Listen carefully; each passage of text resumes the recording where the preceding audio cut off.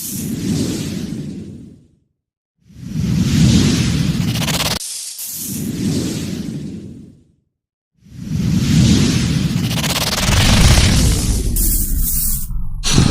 న్యూస్కు స్వాగతం. నా పేరు కిరణ్ కుమార్. ఇప్పుడు హెడ్లైన్.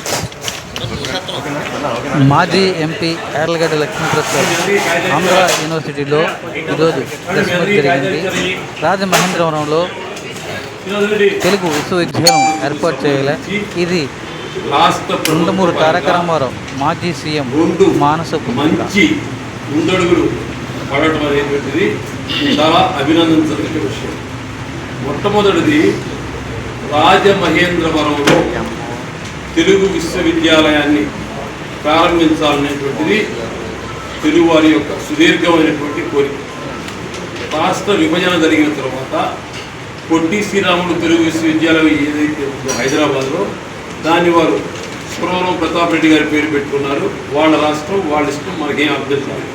అయితే ఆ తెలుగు విశ్వవిద్యాలయం మనకు లేకపోవడం అనేది చాలా బాధాకర విషయంగా ఉండేది. దాని మీద సుదీర్ఘమైనటువంటి పోరాటం చేయడం జరిగింది. ఇది రెలవెంట్ మ్యాటర్ అంతా కూడా మీకు ఇవ్వడం జరిగింది. అయితే ఇక్కడ వాస్తవ పరిస్థితి ఏమిటంటే, రాష్ట్ర ప్రభుత్వం నిన్న ఇన్ఛార్జి వైస్ ఛాన్సలర్గా ప్రొఫెసర్ మునిరత్నం నాయుడు గారిని, ఆయన చాలా అనుభవజ్ఞుడు, తరువాత ఈ తెలుగు ప్రాచీన భాషా కేంద్రాన్ని కూడా చేసి బెంగళూరు, మైసూరు, అదేవిధంగా కేంద్ర ప్రభుత్వం తెలుగు భాషకు సంబంధించి పనిచేసిన వ్యక్తి, చాలా సంబంధం వ్యక్తి. కాబట్టి చాలా మంచి పనిగా నేను భావిస్తూ, దీనికి సంబంధించినటువంటి చరిత్ర ఏమిటంటే, భాషాపరంగా ఒక విశ్వవిద్యాలయాన్ని స్థాపించడంలో ప్రపంచం మొత్తం మీద రెండవ విశ్వవిద్యాలయం తెలుగు విశ్వవిద్యాలయం. ఇది ఎన్టీ రామారావు గారి మానస పుత్రిక. ఆయన కావాలని చెప్పి ముఖ్యమంత్రి అయిన తర్వాత ఈ తెలుగు విశ్వవిద్యాలయాన్ని ప్రారంభించారు. మిగతా విశ్వవిద్యాలయాలకి ఛాన్సలర్గా గవర్నర్ ఉంటారు, కానీ ఎన్టీ రామారావు ముఖ్యమంత్రి ఉన్నప్పుడు ఆయనే దానికి ఛాన్సలర్గా ఉండి దాన్ని రోజు దినదిన ప్రవర్తమానంగా ముందుకు తీసుకెళ్ళాలని తపనతో ఆయన ముందు పనిచేశారు. కానీ అయితే విషయం ఏంటంటే, ఈ తెలుగు విశ్వవిద్యాలయంలో 22 సబ్జెక్టులు ఉంటాయండి. 22 సబ్జెక్టుల్లో ఆంధ్ర ప్రాంతంలో 3 కేంద్రాలు: రాజమహేంద్రవరం, కూచిపూడి, శ్రీశైలం. తెలంగాణలో హైదరాబాదు, వరంగల్. ఈ 22 కోర్సుల్లో సబ్జెక్టుల్లో కూడా కూచిపూడి నృత్యము, యక్షగానము, అదేవిధంగా రాజమహేంద్రంలో తెలుగు సాహిత్యం, అదేవిధంగా శ్రీశైలం ఇంకో సబ్జెక్ట్. అంటే కేవలం 3 సబ్జెక్టులు మాత్రమే ఆంధ్ర ప్రాంతానికి పరిమితం అయ్యి మిగతావన్నీ కూడా హైదరాబాద్లోనే ఉన్న కారణంగా గత 12 సంవత్సరాలుగా మన విద్యార్థులు చాలా ఇబ్బందులు పడ్డారు, చాలా కష్టాలు పడ్డారు. అడ్మిషన్స్ లేవు.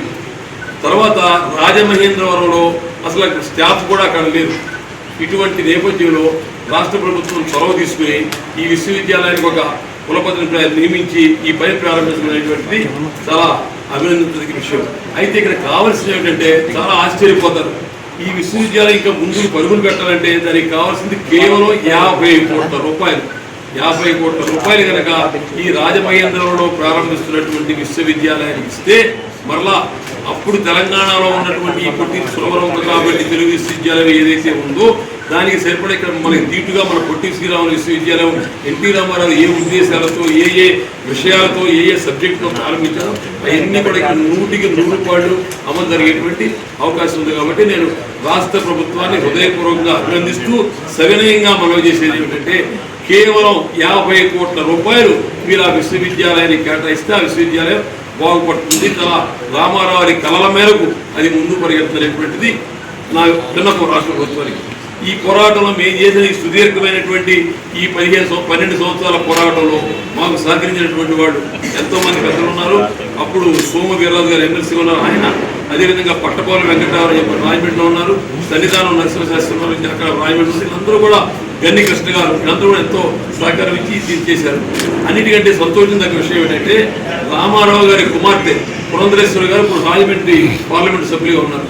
ఆవిడ పార్లమెంట్కి ఎన్నికైన దగ్గర నుంచి నేను వారిని కలిసినప్పుడు తప్పనిసరిగా ఇదే పనిలో ఉన్నానని నేను చెప్పారన్నారు. రాష్ట్ర ప్రభుత్వం ఇవాళ ఈ నిర్ణయం తీసుకోవడం వారి యొక్క సహకారం, వారి యొక్క ప్రయత్నం కూడా చాలా ఉందని చెప్పి వారికి కూడా నేను కృతజ్ఞత తెలియజేసుకుంటూ, ఇప్పుడున్నటువంటి ప్రస్తుతమైనటువంటి కర్తవ్యం ఏమిటంటే మన ముందు అందరి ముందు ఉన్నది దానికి సరైనటువంటి నిధులు అధికారులు పెట్టే చిన్న చిన్న ఇబ్బందులు అడ్డంకులు పక్కన నెట్టేసేసి కేవలం 50 కోట్ల రూపాయలు ఇస్తే ఆ తెలుగు విశ్వవిద్యాలయం గురురత్న నాయుడు ఆధ్వర్యంలో చాలా ముందు పరిగెడుతుంది. అదేవిధంగా 22 సబ్జెక్టుల్లో కూడా మన పిల్లలన్నీ కూడా చదువుకోవడానికి చాలా అవకాశం ఉంటుంది. ఈ తెలుగు విశ్వవిద్యాలయం యొక్క విశిష్టత ఏమిటంటే అమెరికాలో ఉన్నటువంటి సిలికానాంధ్ర విశ్వవిద్యాలయంతో వీరికి అండర్స్టాండింగ్ ఉన్న అవగాహన సంబంధాలు ఒప్పందాలు ఉన్న కారణంగా విదేశాల్లో కూడా తెలుగు విద్యార్థులు ఈ విశ్వవిద్యాలయానికి అనుబంధంగా వాళ్ళు చదువుకునేటువంటి అవకాశం కూడా ఉంది. కాబట్టి ఇంత ప్రాధాన్యత కలిగినటువంటి విశ్వవిద్యాలయాన్ని ఈ రోజున ఒక మంచి నిర్ణయం తీసుకుని రాష్ట్ర ప్రభుత్వం నిర్ణయం తీసుకున్నందుకు మరొకసారి అభినందిస్తూ మరొకసారి సమన్వయంగా మనం ఏమిటంటే కేవలం నిర్ణయం వరకే కాకుండా అధికారులు ఏ విధంగా అడ్డంకులు పెట్టకుండా కావాల్సిన నిధులు ఇచ్చి దీన్ని ముందుకు తీసుకెళ్లాలని చెప్పి నేను కోరుతున్నాను.